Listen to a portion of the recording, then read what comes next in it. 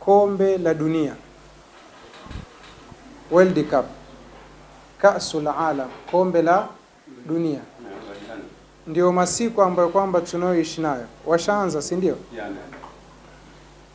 Sasa hili suala, nafikiri watu wengi haya mambo tunayochukulia, tunasoma ile qiraa sathia, tunapoyachambua tunayachambua katika ule uchambuzi wa juu.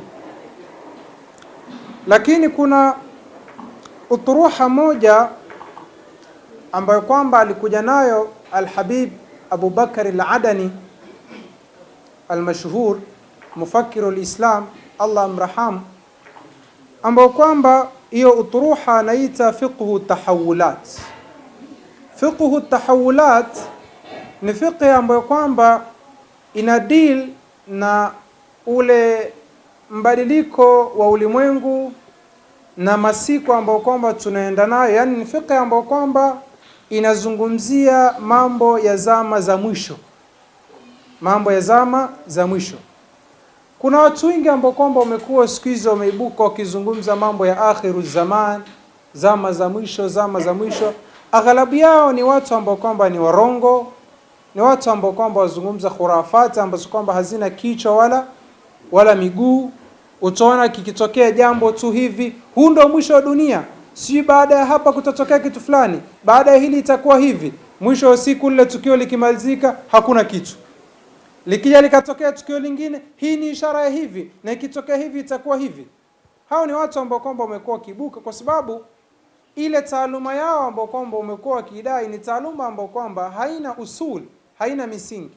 Lakini suala hili lipo katika hadithi, suala hili la akhiru zamani, zama za mwisho, lipo katika sunna ya Mtume sallallahu alayhi wa alihi wasallam, lipo katika Qur'ani.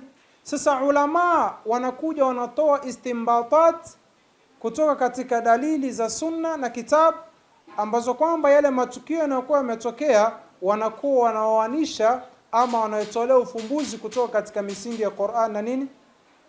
Qur'an na sunna. Ndio maana hata katika al-fiqh al-islami, katika al-fiqh al-islami kuna kitu kinaitwa al-qawaid al-fiqhiyya. Kuna baadhi ya watu huwa wanafikiri kwamba usulul fiqh ni qawaidul fiqhiyya. La, usulul fiqh ni kitu mbali, qawaidul fiqhiyya ni kitu mbali. Na ndio maana ukisoma katika fima adhkur al-ashbah wan-nadhair cha al-Imam Suyuti, al-Imam Suyuti ana vitabu viwili kwa jina hili al-ashbah wan-nadhair. Ana kitabu al-ashbah wan-nadhair katika nahwu, na ana kitabu al-ashbah wan-nadhair katika al-qawaid al-fiqhiyya. Ameeleza pale furuqi zilizoko baina ya al-qawaid al-fiqhiyya na baina ya usul al-fiqh. Hapa si pahali pake. Alhasil, kuna kitu kimoja alikizungumza Al-Habib Abu Bakr Al-Adani mufakiru al-Islam kuhusiana na hili suala la Kaasul Alam, kombe la dunia.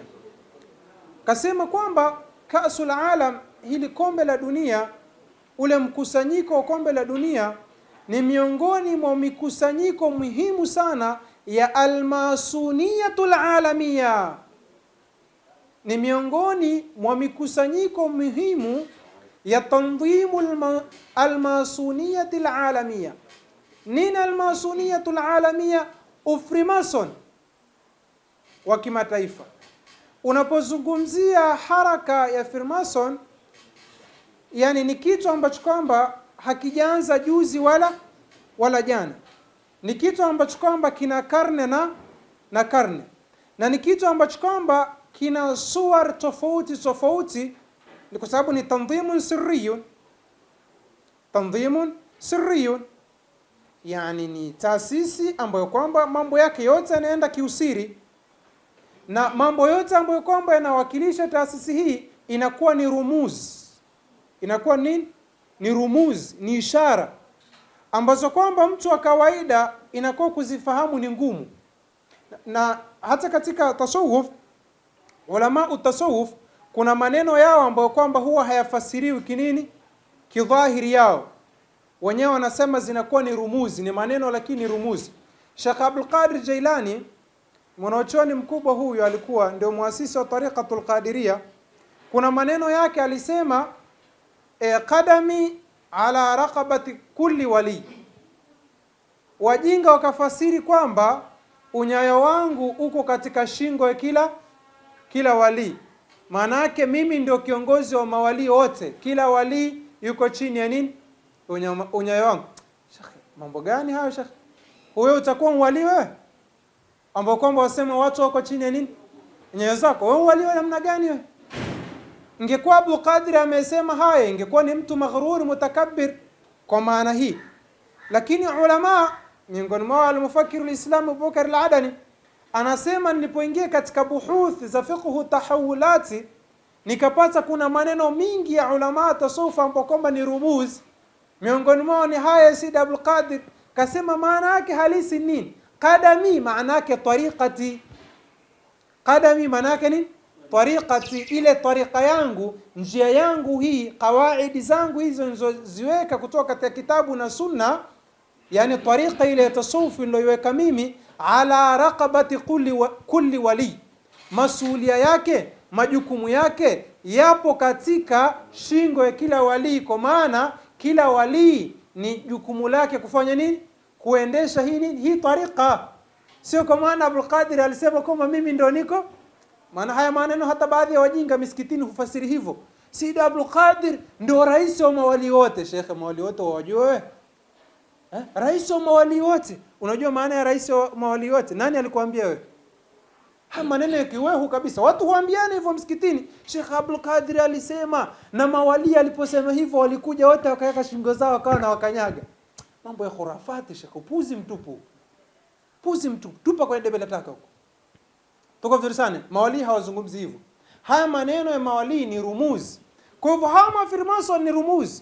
Sayyid Abu Bakr al-Adani akaanza kuhoji kwamba kwanza kwenye suala la kasul alam, kombe la nini? Kombe la dunia. Yani why? Kasi ni kombe, si ndio? Kikombe kiwe kinatengenezwa na dhahabu na fedha, kinatengenezwa na shaba, fi nihayati al-matafi nini?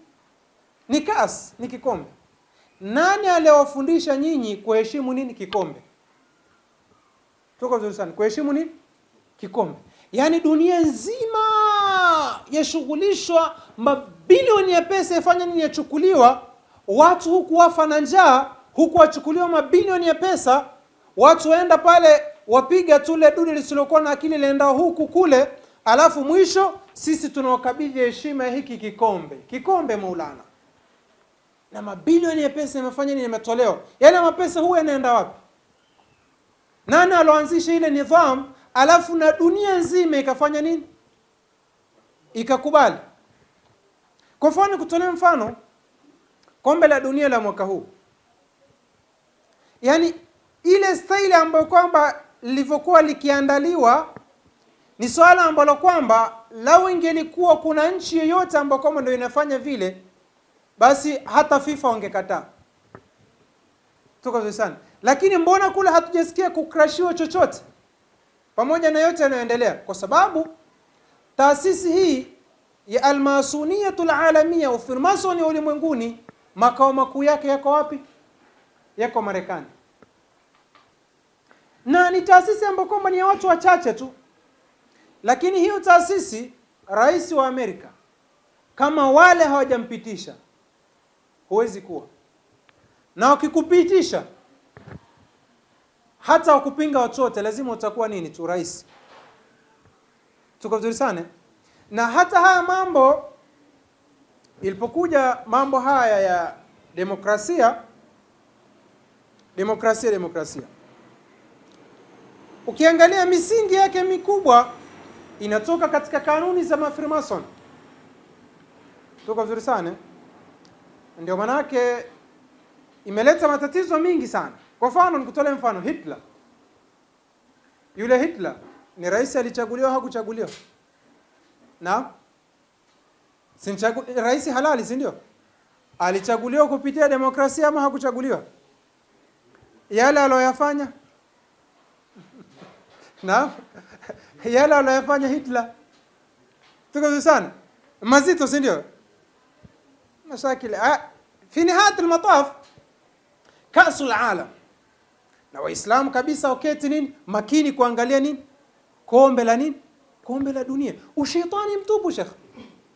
Ushaitani mtupu. Yani kikombe, watu waketi. Nani aliofundisha nyinyi kuheshimu nini? Kukiheshimu kikombe.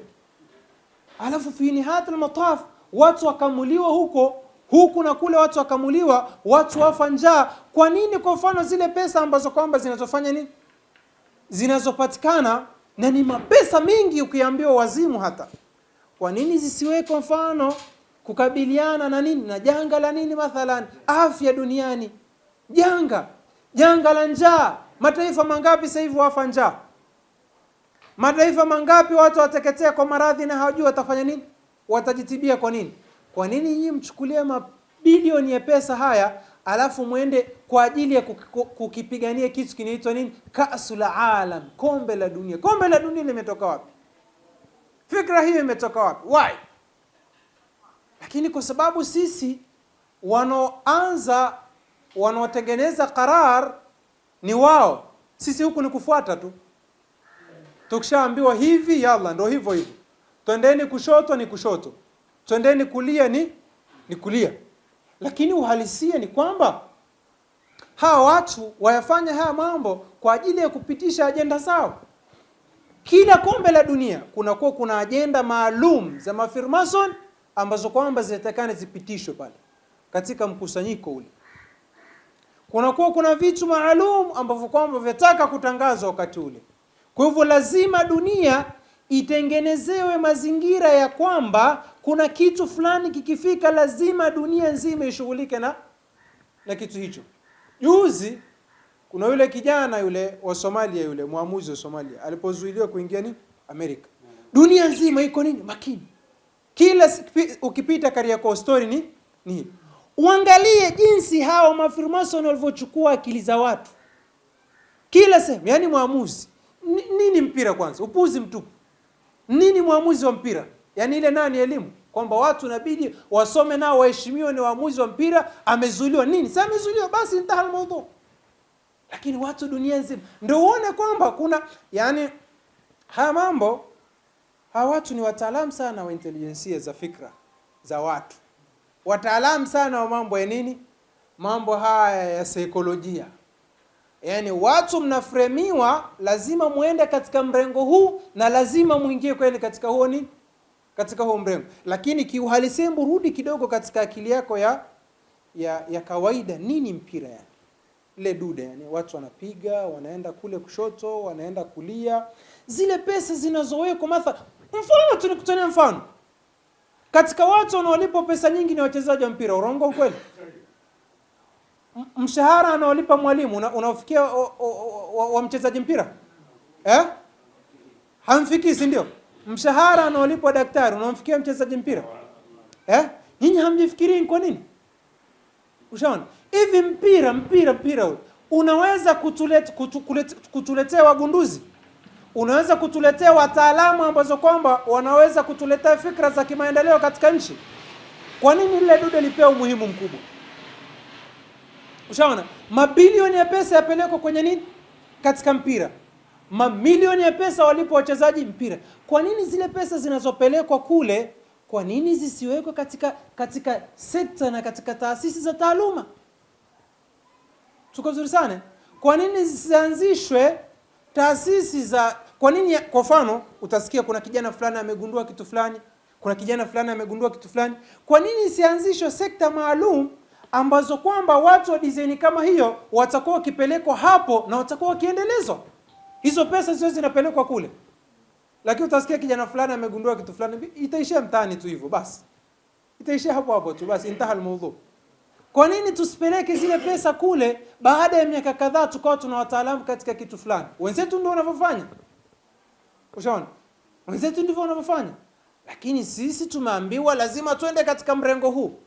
Mamilioni ya pesa.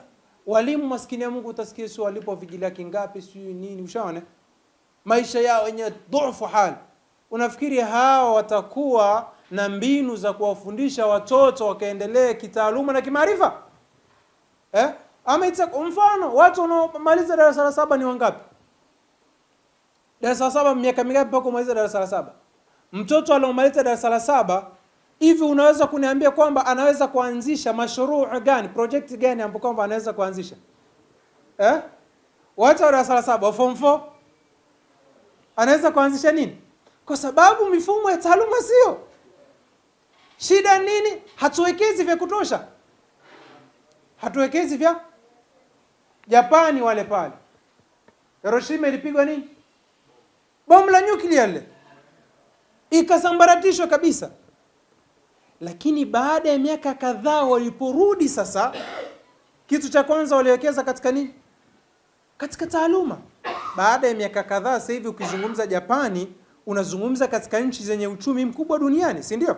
Unafikiri wale waliwekeza kwenye mpira, si ndio? Yaani baada ya kuwa washatoka sasa kwenye janga la kupigwa bomu la nyuklia, wakawekeza kwenye mpira na kwenye michezo, si ndio? Wakaona walipa wachezaji milioni 100, milioni ngapi, si ndio? Ama waliwekeza katika taaluma na ugunduzi. Lakini Almasuniyatul Alamia anataka kutushughulisha na haya mambo yasiyokuwa na msingi, kuacha mambo yenye nini? Mambo yenye msingi. Toka mipira hii ilipoanzishwa inaleta maendeleo gani? Utasikia kitu kidogo tu sasa hivi. Juzi nilikuwa nikimsikia mbunge mmoja akizungumza kwamba tunapigwa sana kwenye mambo haya nini? Ya kandarasi hizi ambao kwamba tunawatoa nje. Anahoji kwamba mkandarasi anatoka nje ana nini? Ana briefcase lake tu, hana chochote. Anakuja hapa anapewa nini? Anapewa mradi mkubwa. Baada ya hapo pesa ya kuanzia anapewa na sisi. Kila kitu tunawapa sisi. Tatizo liko wapi? Anyway, unaweza ukasema la wako mainjinia nini ushaona? Lakini rubama kwa nini bado tunapeleka zile miradi mikubwa? Kwa nini lazima tuwape wanje? Wako lakini bado hawajafikia katika nini? Katika vile viwango vinavyotakikana. Shida nini? Akili hatuna. Akili tunazo sana. Lakini tunashughulishwa na mambo isiyokuwa na nini? Isiyokuwa na mimi. Nafikiri leo asubuhi nilikuwa nikiongea na mtu mmoja. Nikamwambia mfano ukienda huku Ulaya wana falsafa wao. Ukienda Arabuni kuna nini? Kuna wana falsafa wao.